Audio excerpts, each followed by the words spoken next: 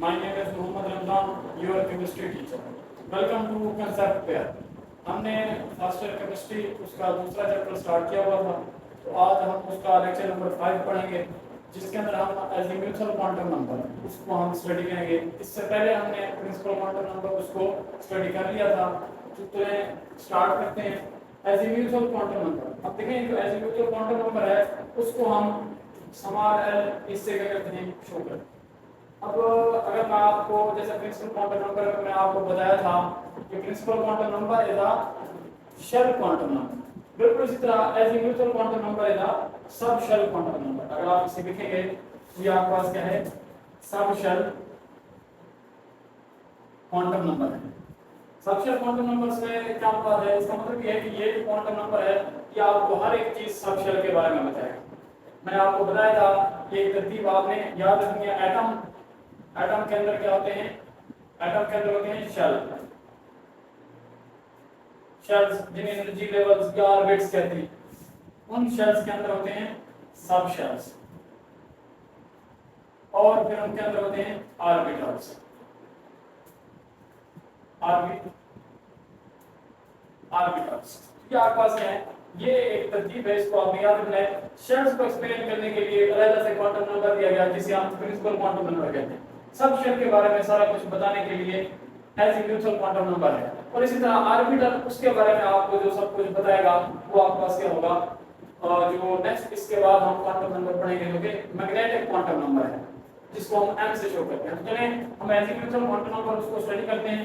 तो value of azimuthal quantum number, जो azimuthal quantum number है उसकी जो वैल्यू है वो डिपेंड करती है किसके ऊपर, n की वैल्यू के ऊपर। यहाँ पर आप देख सकते हैं ये आपके सामने क्या है, जो l है उसकी वैल्यू है। l की वैल्यू अगर आप देखें 0 से लेकर ये n माइनस 1 तक, यानी 0 1 2 3 4 5 6 एंड सो ऑन चलते गए n माइनस 1। इसका मतलब ये है कि जो n की वैल्यू होगी उससे एक वैल्यू कम उधर तक जो ना आपके पास क्या होगी वो l या एजीम्यूथल क्वांटम नंबर की वैल्यू होगी। इसको हम यहाँ पर जरूर स्टडी करेंगे। चलिए हम नेक्स्ट बढ़ते हैं। It depends on the value of n। मैंने यहाँ पर आपको बताया l की वैल्यू जाननी है तो आपके पास n की वैल्यू होना क्या है, लाजमी है। n की वैल्यू आप पुट करेंगे उससे आपके पास n की वैल्यू क्या हो जाएगी, वो ऑब्टेन हो जाएगी। इसको कैसे हम पुट करेंगे ये हम आगे जानेंगे। देखिए it tells about shape of sub shell. ये जो आपके पास है l है या एजीम्यूथल क्वांटम नंबर है, ये आपको जो सब शेल है उसके बारे में, उसकी शेप के बारे में आपको बता देगा। अब नेक्स्ट हम देखते हैं किस तरह से वो जो आपके पास क्या शेप को बताता है। तो इसको आप देखें l इज इक्वल टू 0। अगर l की वैल्यू 0 हो तो उससे मुराद s सब शेल होता है।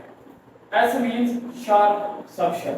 s जो है वो आपके पास क्या है, इससे मुराद होगा शार्प। नेक्स्ट हमारे पास देखें, next l is equal to 1। अगर l 1 हो उससे मुराद p sub shell. p means principal sub shell. Next l is equal to 2। अगर l 2 हो यानी कि 2 हो तो इससे मुराद d है। d means diffused sub shell. और नेक्स्ट हमारे पास l इज इक्वल टू 3 से अगर l इज इक्वल टू 3 होगा तो आपके पास क्या होगा, f सब शेल। f से मुराद क्या है, f means fundamental sub shell. अब ये आपके पास क्या है, ये जो वैल्यू है कि ये क्या होती है, फिक्स होती है। आपने हमेशा याद रखेंगे l0 हमेशा ही s के लिए होगा, l1 हमेशा ही p के लिए होगा। अगर आपको l की वैल्यू 1 दी गई है इसका मतलब वो p सब शेल है। अगर l की वैल्यू 2 है तो इसका मतलब वो d सब शेल है। l की वैल्यू 3 है तो उसका मतलब वो f सब शेल है। ये जो वैल्यू है ये कांस्टेंट है, फिक्स है फॉर दैट सब शेल। अब ये जितने भी नाम हैं, शार्प हो गया, प्रिंसिपल, डिफ्यूज, फंडामेंटल, ये सारे के सारे जो नाम हैं ये आपके पास किस चीज को डिनोट करते हैं, ये आपके पास डिनोट करते हैं स्पेक्ट्रल लाइन। स्पेक्ट्रल लाइन जो स्पेक्ट्रम ड्रा किया गया था उस एटम के स्पेक्ट्रम के अंदर जो लाइंस आती हैं उन लाइंस को ये नाम दिया जाता है शार्प, प्रिंसिपल, डिफ्यूज और फंडामेंटल। यानी कि ये आपके पास क्या है, इस तरह से क्या है, आपके पास एक स्पेक्ट्रम मौजूद है। ये आपके पास क्या है, स्पेक्ट्रम। इसके अंदर डिफरेंट क्या थी, ये इस तरह से लाइंस थी जिनको हम क्या कहते थे, स्पेक्ट्रल लाइंस। अब इन स्पेक्ट्रल लाइंस के जो नेम है वो है शार्प, प्रिंसिपल, डिफ्यूज, फंडामेंटल, जिनको हम शॉर्ट फॉर्म में एस, पी, डी और एफ लिखते हैं, जिनकी वैल्यू फिक्स है। l = 0, l = 1, l = 2, l = 3। तो आपके पास क्या थी, जो एल उसकी जो फिक्स वैल्यूज हैं इनको आपने हमेशा ही याद रखना है। नेक्स्ट हम देखते हैं कि किस तरह जो एन है वो एल की वैल्यू को तय करता है। अब यहाँ पर वैल्यू ऑफ एल मैंने आपको बताया, जो एल की वैल्यू है वो डिपेंड करती है किसके ऊपर, एन की वैल्यू पर, डिपेंड अपॉन एन। एन की वैल्यू पर क्या करेगी, ये डिपेंड किस तरह की value of L, 0 1 2 3 4 5 and so on n minus 1 तक। अब यहाँ पर अगर आप देखें इन वैल्यूज की जो प्रॉपर्टीज हैं वो क्या हैं, ये सारे के सारे क्या हैं, इंटीग्रल नंबर हैं। इंटीग्रल मीन इनमें से कोई भी पॉइंट में नहीं है, जैसे ये आपके पास पॉइंट है 1.5 2.5 इस वैल्यू में नहीं है, तो अगर ऐसी वैल्यू ना हो उसे हम कहते हैं इंटीग्रल वैल्यू। और दूसरी आपके पास क्या है, ये पॉजिटिव वैल्यू, इनमें कोई भी नेगेटिव जो वैल्यू है वो भी नहीं है, तो ऐसी वैल्यूज को हम पॉजिटिव वैल्यू कहते हैं। लेकिन नॉन जीरो नहीं है बल्कि ये क्या है, जीरो है। अब नॉन जीरो जो है वो क्या थी, प्रिंसिपल क्वांटम नंबर जो 1 से शुरू होता था, उसके अंदर आप नॉन जीरो तीसरी प्रॉपर्टी इसकी वैल्यू भी लिख सकते हैं, क्योंकि यहाँ पर आप नहीं लिखेंगे क्योंकि यहाँ पर क्या है, जीरो उसकी वैल्यू शामिल है। अब यहाँ पर देखें, अगर if n is equal to 1, अगर n क्या हो 1 हो, इसका मतलब क्या हुआ, इसका मतलब ये हुआ कि पहला शेल है, k शेल है। आप जानते हैं एटम के अंदर जो पहला शेल है उसके लिए n1 होता है, दूसरे शेल के लिए n2 होता है, तीसरे शेल के लिए n3 होता है, चौथे शेल के लिए n4 होता है। इसको हम पिछले लेक्चर में डिस्कस कर चुके हैं। तो अगर n1 है तो इसका मतलब k शेल है, 2l शेल, 3m शेल और 4n शेल। अब हम इस फार्मूले के अंदर इसे क्या करेंगे, पुट करेंगे। n-1 जो फार्मूला है, तो किस तरह n की वैल्यू से हम क्या कर सकते हैं, l की वैल्यू निकाल सकते हैं। अब देखिए अगर n की वैल्यू 1 है, इसका मतलब यहाँ पर आप क्या करें, पुट करें n की वैल्यू जब पुट करेंगे जो कि 1 है, तो आपके पास आएगा 1 माइनस 1, आपके पास आंसर कितना आएगा, आंसर आएगा आपके पास 0। इसका मतलब ये है कि l की सिर्फ एक ही वैल्यू है, वो क्या है, वो 0 वैल्यू है। और 0 जो है ना, मैंने आपको यहाँ पर बताया 0 वैल्यू किसके लिए होती है, s सब शेल के। इसका मतलब पहले शेल के अंदर एक ही वैल्यू है l की, और वो क्या है, 0 है। और 0 किसके लिए होती है, s सब शेल के लिए। इसका मतलब पहले शेल के अंदर सिर्फ एक ही सब शेल है जो कि क्या है, 1s। अब 1 क्या है, यहाँ पर आपने याद रखना है, ये जो 1 है, ये जो सब शेल के साथ वैल्यू, हमेशा किसी भी सब शेल के साथ जो वैल्यू लिखी जाती है वो वैल्यू होती है वैल्यू ऑफ n। यहाँ पर अगर आप देखें तो n की वैल्यू क्या है, 1 है। इसी वजह से यहाँ पर भी आपने क्या किया, 1 पुट किया। और 0 इसलिए पुट किया क्योंकि जब आपने 1 वैल्यू इस फार्मूले के अंदर पुट की, 1 माइनस 1 0 वैल्यू है, तो 0 जो है ना l वो किसके लिए होता है, s के लिए। यहाँ पर आप देख सकते हैं। इसी तरह हम आगे बढ़ते हैं। देखिए n इक्वल 2 हो, अगर n 2 हो तो इसका मतलब ये है, आप यहाँ पर 2 पुट करोगे, 2 माइनस 1, तो आपके पास आंसर आएगा 1। अब यहाँ पर एक चीज आपने ख्याल रखनी है, जो l है उसकी वैल्यू 1 नहीं है, बल्कि उसकी वैल्यू क्या है, 1 तक है। जैसे आपने यहाँ पर पुट किया ना, n 1 पुट किया तो उसकी वैल्यू 0 आई, तो आपके पास यहाँ पर अगर आप देखें तो उसकी वैल्यू क्या थी, ये 0 वैल्यू थी।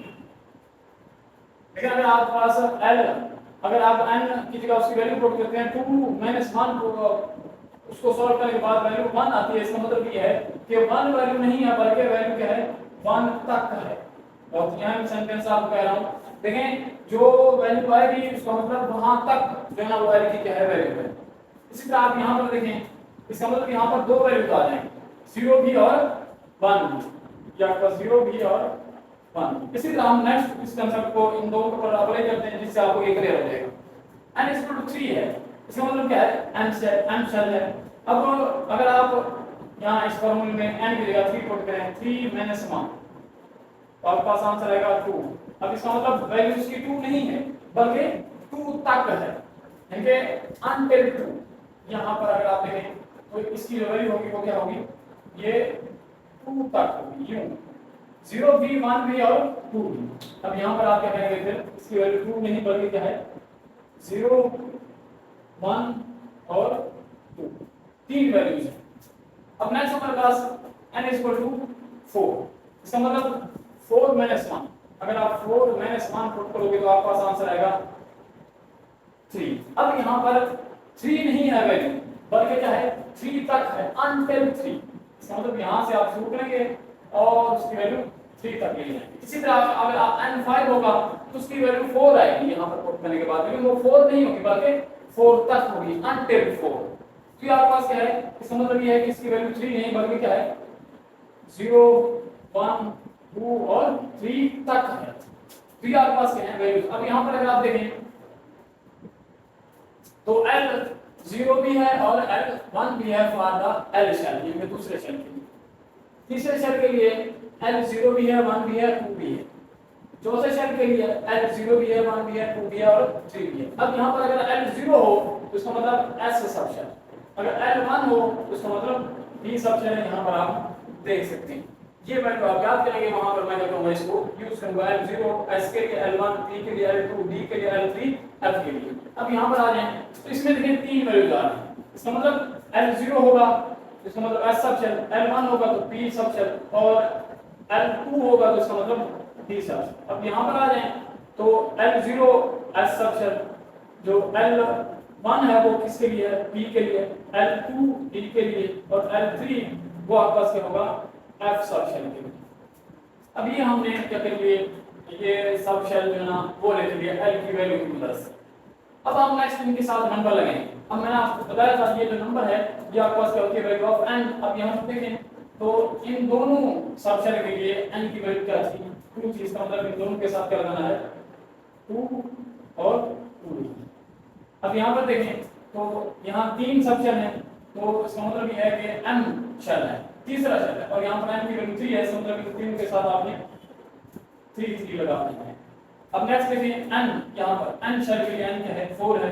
इसका मतलब ये तो l की वैल्यू से हमने क्या किए सब शेल लिखा है। अब n की वैल्यू साथ इसके जो नंबर लिखे होते हैं वो क्या होती है असल में n की वैल्यू, तो यहाँ पर इन तमाम के लिए क्या होगी n की वैल्यू वो 4 होगी। यहाँ पर इस तरह से अब सबके साथ 4 लगा देंगे। अब ये इस तरह से हमने क्या किए जो n की वैल्यू थी उससे हमने क्या निकाल लिए तो जो सब शेल थे वो निकाल। यहाँ पर एक चीज इंपॉर्टेंट है कि जो आपके पास वैल्यू आती है वो वैल्यू नहीं बल्कि वहां तक वैल्यू होती है। अगर आप 0 आएगी तो 0 तक वैल्यू एक ही वैल्यू बनेगी। अगर 1 आएगी तो इसका मतलब 1 वैल्यू नहीं है बल्कि 1 तक है। अगर 2 आएगी तो इसका मतलब 2 वैल्यू नहीं है बल्कि 2 तक है। अगर 3 आएगी तो 3 वैल्यू नहीं है बल्कि 3 तक। 4 आएगी तो 4 वैल्यू नहीं होगी बल्कि 4 तक वैल्यू होगी। ये आपने याद रखना अनटिल जो वैल्यू आई जो जवाब है यहाँ पर अनटिल वहां तक आपके पास क्या होगी जो l है उनकी वैल्यूज होंगी।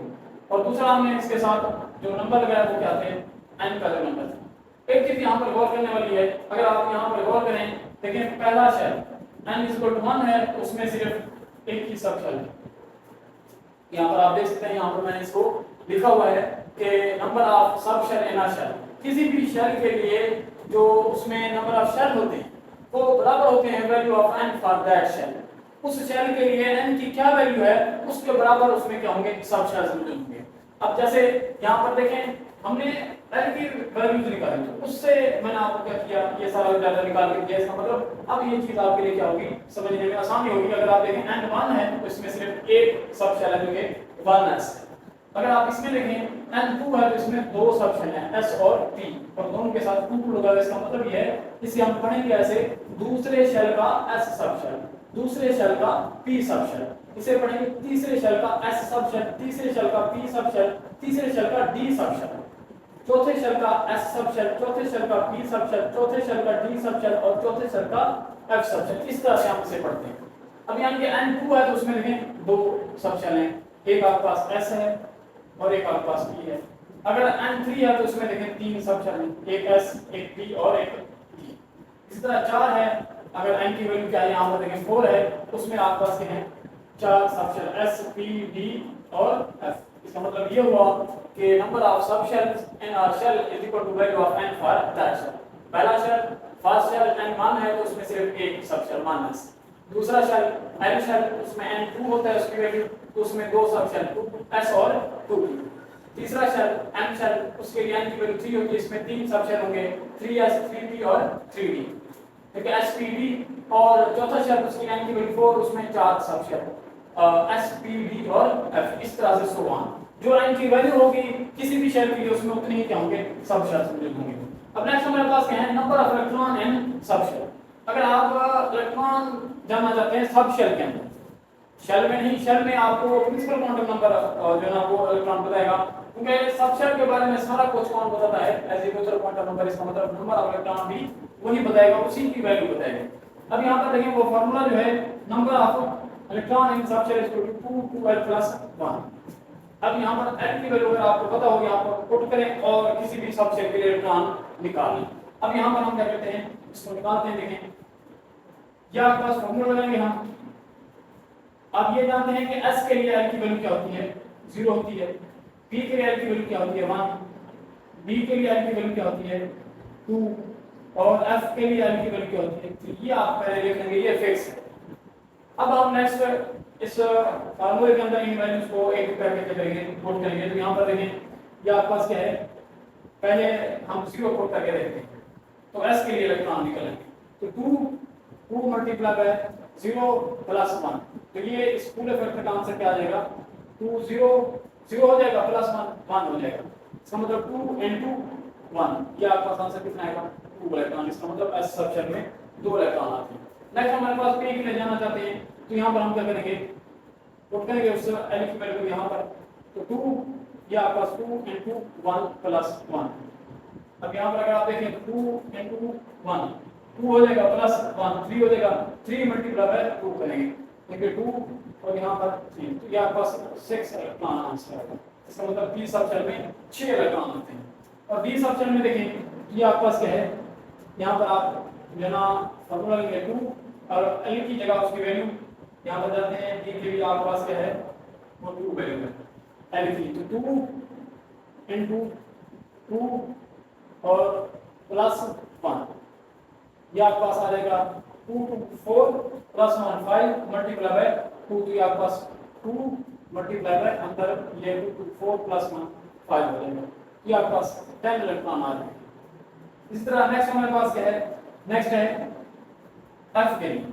तो यहाँ पर हम क्या करेंगे, 3 पुट करेंगे, 2 ये आपके पास 2 into 3 प्लस 1, ये आपके पास 2 3 मल्टीप्लाई करेंगे 6 प्लस 1 7 और उसे 2 से क्या करेंगे मल्टीप्लाई करेंगे, ब्रैकेट के अंदर 7 आएगा, 7 मल्टीप्लाई बाय 2 कितना आएगा, 14 इलेक्ट्रॉन। ये हमारे पास क्या आ गए, number of electron in subshell with the help of value of L। अब इसका मतलब ये है कि L जो है वो सारा कुछ आपको किसके बारे में बताएगा, वो सबशेल के बारे में। सबशेल की शेप कैसी है वो भी L ने बताई, उसमें आपके पास क्या है, नंबर ऑफ इलेक्ट्रॉन कितने आएंगे वो भी L ने बताया। इसका मतलब ये है कि म्यूचुअल क्वांटम नंबर है, इट डिस्क्राइब ओनली सबशेल्स।